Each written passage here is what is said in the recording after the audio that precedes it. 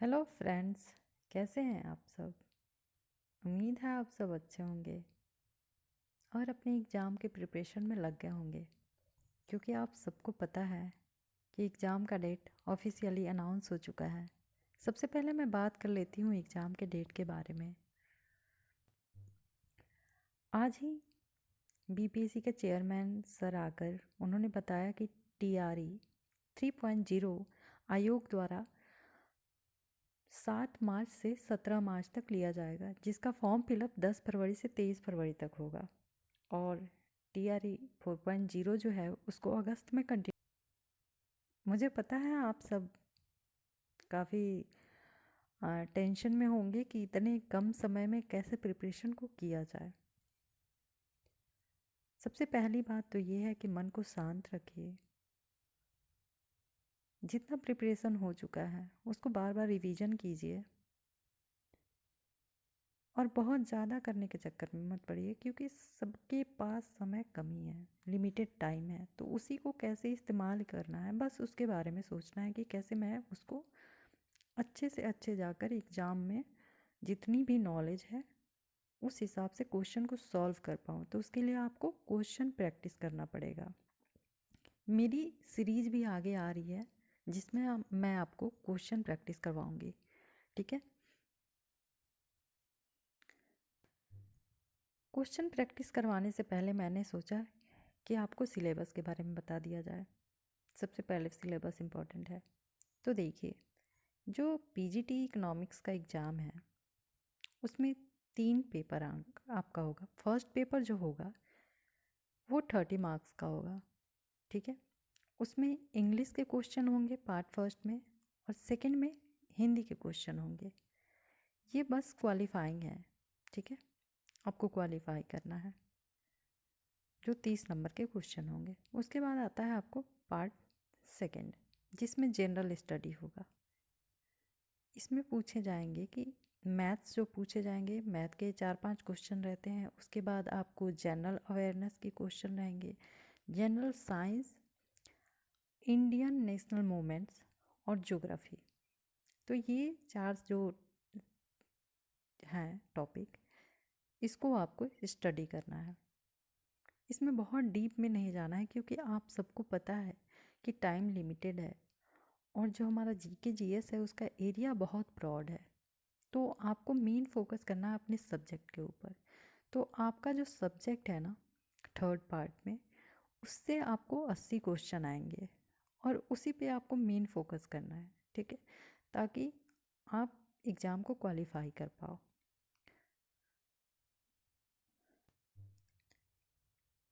अब देखिए, ये लैंग्वेज जो होगा उसका 30 क्वेश्चन होगा, 30 नंबर का। जनरल स्टडी का 40 क्वेश्चन होगा, 40 नंबर का। और जो हमारा मेन सब्जेक्ट होगा इकोनॉमिक्स, उससे 80 क्वेश्चन होंगे, 80 नंबर के। तो टोटल 150 क्वेश्चन 150 नंबर के होंगे, जिसको आपको 2.5 घंटे में सॉल्व करना है। टाइम की कमी नहीं होगी, आपको टाइम सफिशियंट है। जो लैंग्वेज है उसमें 30% आपको क्वालिफाई करना है, दोनों मिलाकर, इंग्लिश हिंदी दोनों। इंग्लिश के क्वेश्चन काफ़ी इजी रहते हैं, आप मतलब बहुत इजीली सॉल्व कर लोगे और 9 नंबर लाना बहुत ही इजी होगा आपके लिए। अब मैं आगे इकोनॉमिक्स का डिटेल सिलेबस आपके साथ डिस्कस करूँगी। जो ऑफिशियली बीपीएससी ने तो बीपीएससी के लिए नहीं दिया है, वो एस्टेट के लिए दिया गया है, बट वहीं सेम सिलेबस बीपीएससी में फॉलो किया जा रहा है। तो आप सबको इससे बहुत सहायता होगी और आगे इसको देखिए। और मैंने अपने चैनल पर BPSC TRE first, BPSC TRE second, economics PGT का क्वेश्चन सॉल्व करा रखा है, केबीएस का करवाया है, फिर से आपको एस्टेट का क्वेश्चन करवाया है, और बहुत सारे आपको इंडियन इकॉनमी हो गए, जैसे कि 5 ईयर प्लान, सेंसस, उसके अलावा जो भी डाटा आते हैं उसको करवाया है, और बहुत सारे टॉपिक भी करवा रखे हैं। तो आप जाइए, आपको काफ़ी हेल्प होगा। आगे मैं कंटिन्यू करती हूँ इकोनॉमिक्स के सिलेबस को। इकोनॉमिक्स को देखिए, सबसे पहले आपको माइक्रो इकोनॉमिक्स पूछा जाएगा। यूनिट फर्स्ट में पूछा जाएगा कि स्कोप क्या है इकोनॉमिक्स का, ठीक है। सेकंड में पूछा जाएगा अपॉर्चुनिटी कॉस्ट और production possibility curve. Unit second में है law of demand, elasticity of demand, cardinal and ordinal approach of law of demand, consumer surplus. Unit 3 में law of supply, isoquant, iso cost line, producer equilibrium, law of variables proportions, return to scale, concept of cost, short run and long run cost curve. Unit 4 है type of markets, जिसमें कि perfect competition, monopoly, price discrimination, monopolistic, oligopoly, kinked demand curve. और unit 5 में है factors of production, marginal productivity theory of distribution, Ricardian theory of rent, modern theory of rent, quasi rent. चौथा है classical and Keynesian theory of interest, demand and supply theory of wage determination. छठा है collective bargaining, backward bending supply curve of labour. सातवां है profit, Knight theory of profit और Schumpeter theory of profit. अब आता है सेक्शन बी, जिसमें कि मैक्रो इकोनॉमिक्स पूछा जाएगा। ठीक है, इसमें पूछा जाएगा circular flow of income, 2 sector, 3 sector और 4 sector, national income accounting concepts and measures, classical theory of employment, Keynesian theory of employment, consumption function, investment function, concept of multiplier and accelerator, inflation, influence. Unit 7वां है money. तो money में पूछा जाएगा function और role क्या है money का, क्वांटिटी थ्योरी ऑफ मनी पूछा जाएगा, इसमें फिशर और कैम्ब्रिज का वर्जन पूछा जाएगा, केन्सियन थ्योरी ऑफ मनी पूछा जाएगा। यूनिट 8 है आपका मॉनेटरी पॉलिसी क्या होता है, क्या इसका ऑब्जेक्टिव होता है, क्या इसकी इम्पोर्टेंस होती है, टूल्स क्या होता है, सेंट्रल बैंक जैसे कि आरबीआई के बारे में उसका फंक्शन और रोल क्या है, कमर्शियल बैंक इसका फंक्शन टाइप और इसका मतलब क्या रोल होता है, क्रेडिट क्रिएशन कैसे होता है, ये सब पूछा जाएगा। पब्लिक इकोनॉमिक्स है सेक्शन सी में। इसमें यूनिट 9 है, जिसमें कि public and private goods, public expenditure, Wiseman Peacock hypothesis, the principle of maximum social advantage, principle of taxation, इसमें पूछा जाएगा एबिलिटी टू पे क्या है, बेनिफिट प्रिंसिपल ऑफ टैक्सेशन क्या है, टैक्सेशन में canon of taxation, economic effect of taxation, impact पूछा जाएगा, इसका इंसिडेंस पूछा जाएगा, शिफ्टिंग ऑफ टैक्स पूछा जाएगा। पब्लिक डेप्ट के बारे में पूछा जाएगा कि क्या इसका टाइप है, इफेक्ट है, कैसे इसका रिडेम्पशन करते हैं पब्लिक डेप्ट का। यूनिट 10 है the Indian tax system, public expenditure in India pattern and growth, public डेप्ट, सेंटर स्टेट फाइनेंशियल रिलेशन क्या है, जिसमें कि आपको 15 फाइनेंस कमीशन के बारे में पढ़ना है। अब आता है सेक्शन डी, जिसमें कि इकोनॉमिक ग्रोथ और डेवलपमेंट और प्लानिंग पूछा जाएगा। देखिए इकोनॉमिक ग्रोथ और डेवलपमेंट प्लानिंग जो है ना, इसे बहुत डीप क्वेश्चन आपको नहीं पूछा जाएगा, जैसे कि किसने कौन सा मॉडल दिया था, कब दिया था, और उस मॉडल का मेन थीम क्या है। इकोनॉमिक ग्रोथ एंड डेवलपमेंट में जो है वो डीप क्वेश्चन नहीं पूछा जाएगा, आपको बस जानना है कि कौन से मॉडल को किसने और कब दिया था और उस मॉडल का मेन थीम क्या है। ठीक है,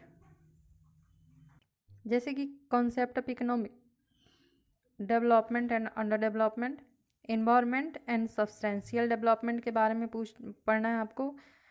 अंडर डेवलप्ड कंट्री की क्या कैरेक्टरिस्टिक्स है उसको जानना है, पॉवर्टी और इनइक्वालिटी को जानना है, classical theory of economic development जैसे कि Adam Smith, David Ricardo, Malthus, J S. Mill, Karl Marx theory of economic development जानना है, शुम्पीटर थ्योरी, रोस्टो के कितने स्टेज होते हैं, रोडेन बिग पुश थ्योरी क्या है। तो इससे तो मैक्सिमम पूछा जाता है कि रोडेन बिग पुश थ्योरी किसने दी, कब दिया, Lewis theory of economic development, balance versus unbalance growth, Nurkse vicious circle of poverty, model of economic growth जिसमें कि हैरेडोमर सोलो आते हैं, इनका क्या मॉडल था, role of state in economic development, foreign capital and economic development, population and economic development, मतलब इन सब में क्या रिलेशन है। ठीक है, यूनिट 12 आता है आपको meaning of meaning and type of economic planning को पढ़ना है आपको, 5 year planning.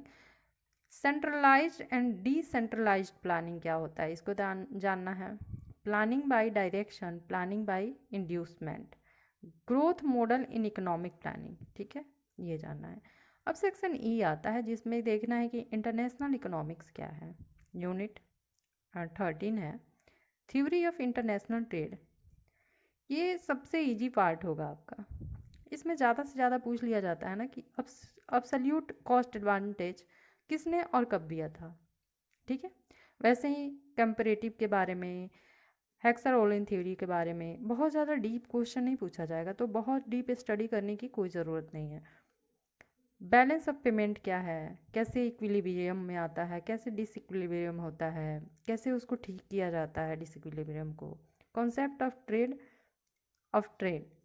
Sorry concepts of terms of trade.